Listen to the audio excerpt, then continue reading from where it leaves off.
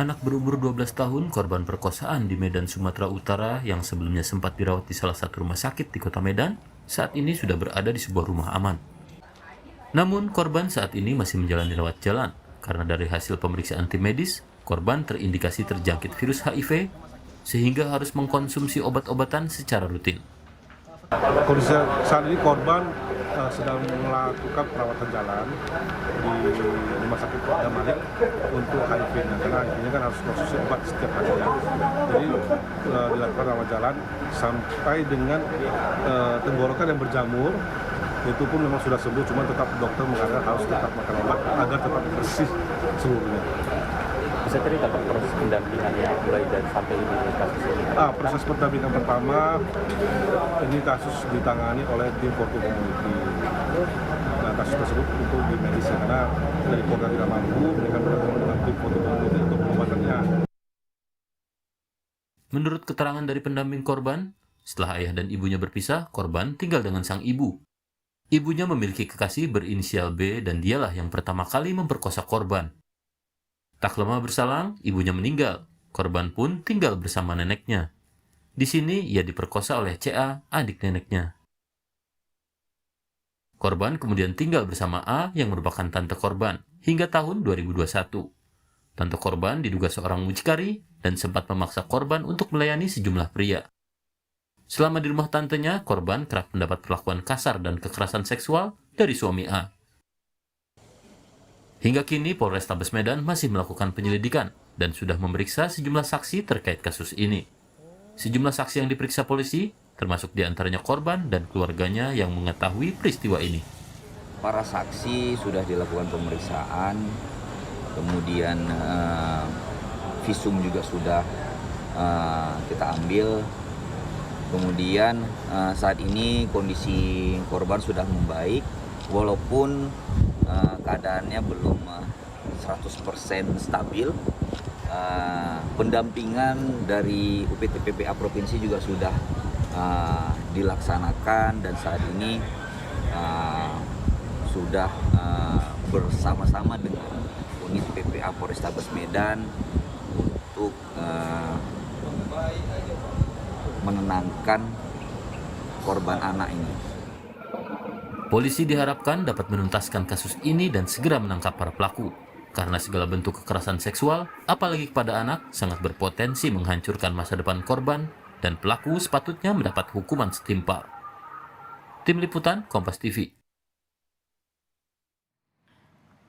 Saudara, tim pengacara anak usia 12 tahun yang diduga jadi korban pemerkosaan hingga perdagangan orang di Medan menduga pelaku berjumlah 3 orang. Kuasa hukum sudah menyerahkan ketiga nama itu ke polisi.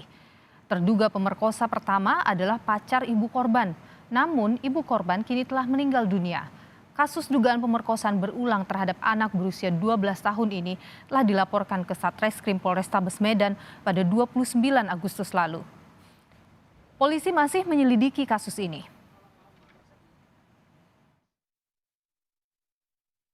Kita duga ada beberapa orang yang berinisial L, J, dan kawan-kawan lain. Ada juga inisial B yang diduga adalah pacar dari ibu korban.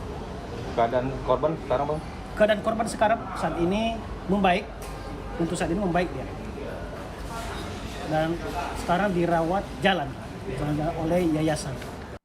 Dan saudara, informasi terkini terkait penyelidikan kasus pemerkosaan terhadap anak hingga terjangkit HIV di Medan, Sumatera Utara. Kita bergabung dengan jurnalis Kompas TV Jaka Supriyatna. Jaka, selamat siang. Bagaimana kondisi terakhir dari korban? Apakah ada keluarga yang mendampinginya?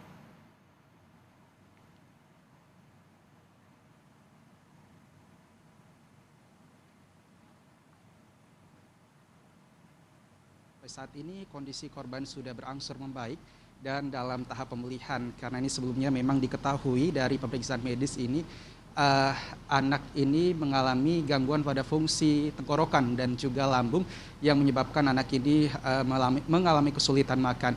Namun saat ini diinformasikan sudah menjadi lebih baik dan tentunya ini juga masih bersama di rumah aman oleh tim pendamping begitu. Dan untuk trauma yang dialami anak ini juga ini masih diupayakan untuk dilakukan pemulihan Namun inilah bagaimana kemudian untuk terus menjaga emosional yang masih labil dari anak ini, yang juga harus menjadi kehati-hatian dari pihak polisian dalam menggali informasi ataupun keterangan dari anak ini. Dan tentunya anak ini saat ini sedang berada di rumah aman dengan pengawasan dari pihak pendamping. Nilo. Ya, kuasa hukum korban sudah menyerahkan terduga pelaku pemerkosaan ini. Bagaimana proses penyelidikannya sampai dengan saat ini, Jaka? Apakah polisi sudah menetapkan tersangka? Benar sekali Nilo, ini memang dari kuasa hukum korban ini sudah menyerahkan 3 nama beserta juga identitas ketiga terduga pelaku kepada pihak polisian, yang nantinya juga ini akan ditindak lebih lanjut oleh pihak polisian. Namun memang sampai saat ini masih terus didalami ataupun masih diselidiki oleh pihak polisian. Saksi sudah diperiksa, kemudian visum juga sudah dilakukan. Untuk menggali informasi ataupun keterangan dari korban juga ini masih terus diupayakan, karena memang kronologisnya ini kasus ini sudah terduga sudah terjadi sejak tahun 2017 lalu, sehingga untuk penetapan tersangka ini masih terus harus perlu pendalaman lebih lanjut dari pihak kepolisian. Hingga saat ini kami juga masih menunggu informasi bagaimana perkembangan dari penyelidikan kasus ini oleh pihak kepolisian. Nilu. Ya, Jaka, tadi Anda menyebut bahwa korban saat ini sedang berada di rumah aman, ada pendampingan dilakukan. Apakah kemudian ada pihak keluarga juga yang ikut mendampingi korban? Untuk informasi yang saya dapatkan dari pihak pendamping, tadi malam saya konfirmasi via telepon, ini untuk saat ini tidak ada keluarga yang mendampingi, karena memang untuk semua urusan ini sudah diserahkan oleh lembaga terkait, lembaga bantuan hukum, lembaga bantuan sosial, dan lembaga bantuan untuk anak-anak yang menderita HIV, seperti itu Nil. Jadi memang saat ini informasinya sedang bersama ataupun diawasi oleh pihak pendamping. Baik, Jaka, boleh Anda bagikan, ceritakan kepada kami sebenarnya bagaimana kronologi kasus ini sampai kemudian diketahuinya ada kasus pemerkosaan?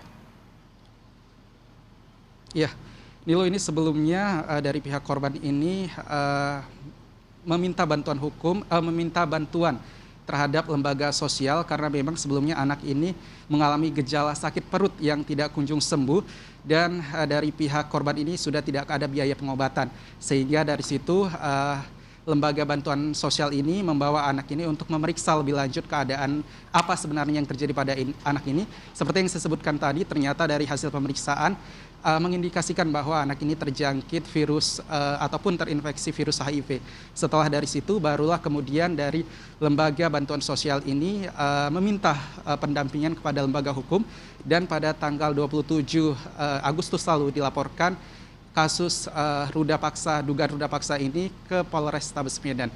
Nilo, untuk sementara kembali ke Anda. Jaka Supriyatna, jurnalis Kompas TV, terima kasih atas informasi Anda. Tentu kita akan pantau terus dan bagaimana kemudian polisi akan mengambil tindakan terkait dengan kasus pemerkosaan terhadap anak hingga terjangkit HIV/AIDS di Medan, Sumatera Utara.